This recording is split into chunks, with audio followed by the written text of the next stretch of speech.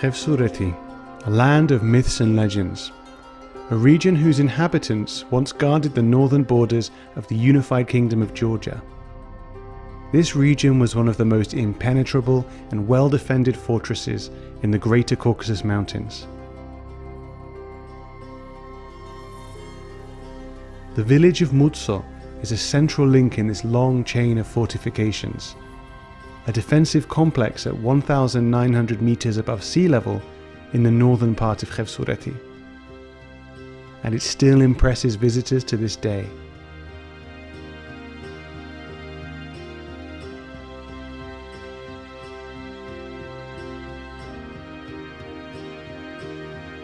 After the abolition of the Georgian monarchy at the beginning of the 19th century, Mutso lost its military and defensive function.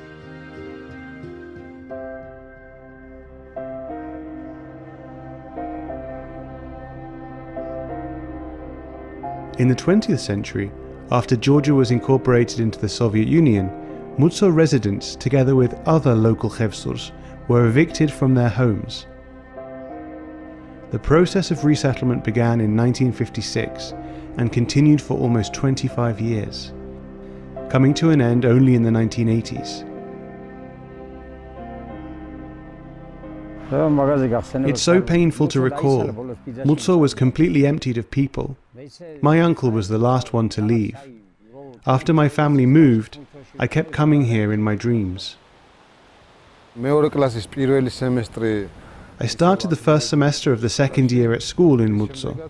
Then my family decided to move to the lowlands. According to the census of 1926, 31 households, or 148 inhabitants, lived in Mutso. In 50 years, Mutso became a deserted, lifeless territory, devoid of its population. This fortified village, without its native inhabitants, was faced with the threat of being wiped from the map completely.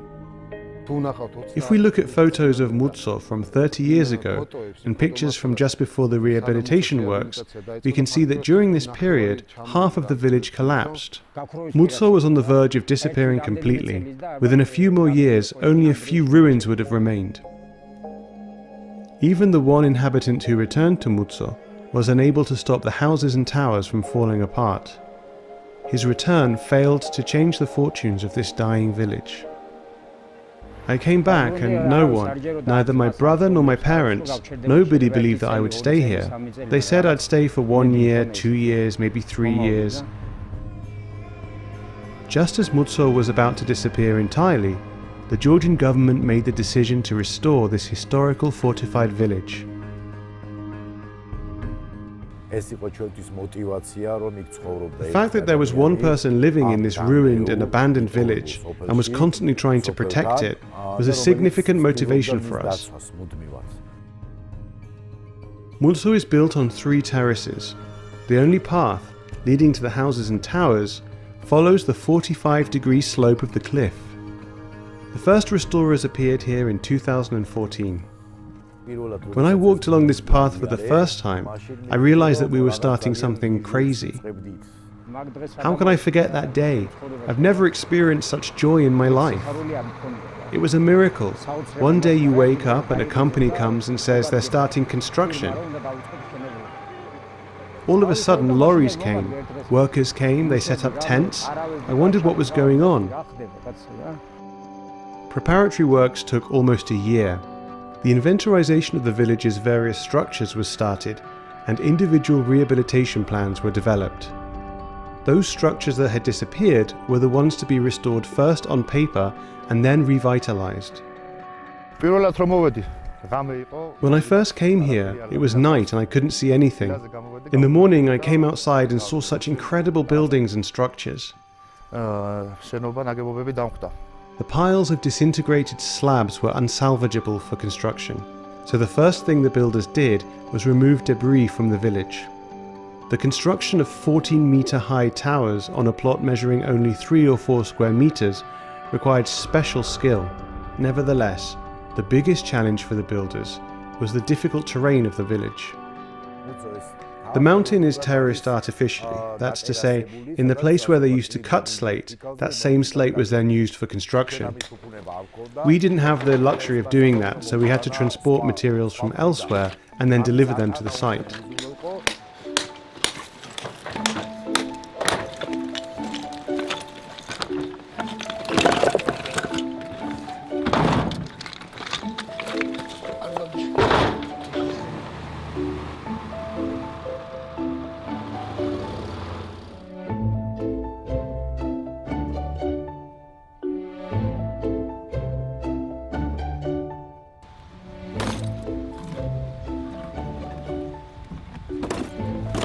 A 300-metre-long ropeway was installed at a height of 200 metres along the Mutso cliff.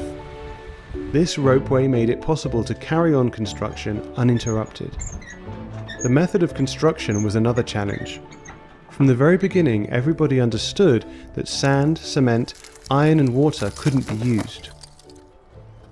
Unfortunately, the dry masonry method of construction had been lost, and we were in a difficult situation. Dry masonry has its own techniques and requires special knowledge. So in the first stage, we brought over craftsmen from Dagestan, who were both working and teaching locals. Some of the first houses were built like this.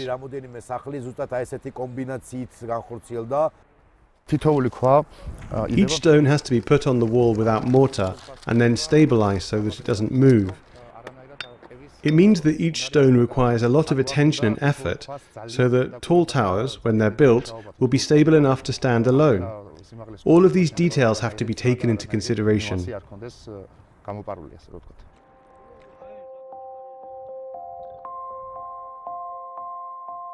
The restoration of the last tower in Mutso has come to an end, and the first fruits of the rehabilitation work have already appeared. The first lamps are being lit next door to the village's sole guardian. My brother Eldar Dayauri has also returned. The other, younger brother, has set up a guest house. Many more people will come. When there are tourists, people will come here, and some of them will have guest houses. Others will have shops, cafes, and they'll have an income.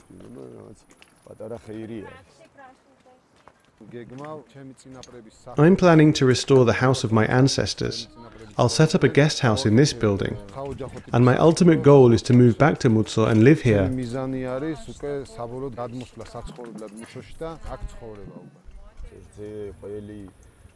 I can supply milk, cheese, butter, honey.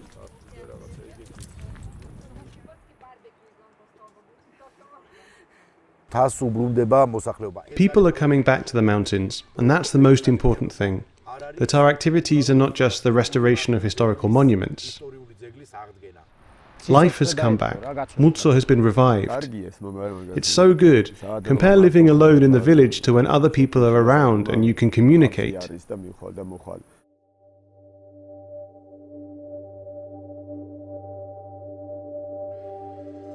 After 5 years, one restoration project, which was started in 2014, has become a model of development, not just for Mutso, but for the entire region. Currently, only 3 families live in Mutso. However, the hydropower plant and communication infrastructure creates conditions for this once damaged, disrupted and ruined village to come back to life and be repopulated. This was the last chance we had before the village became totally depopulated. I mean it, things can be restored after 10, 20 or 30 years, but once the buildings are completely derelict, coming back to the village is impossible. This is very important for me. We were lucky. With God's help, anything can come back to life.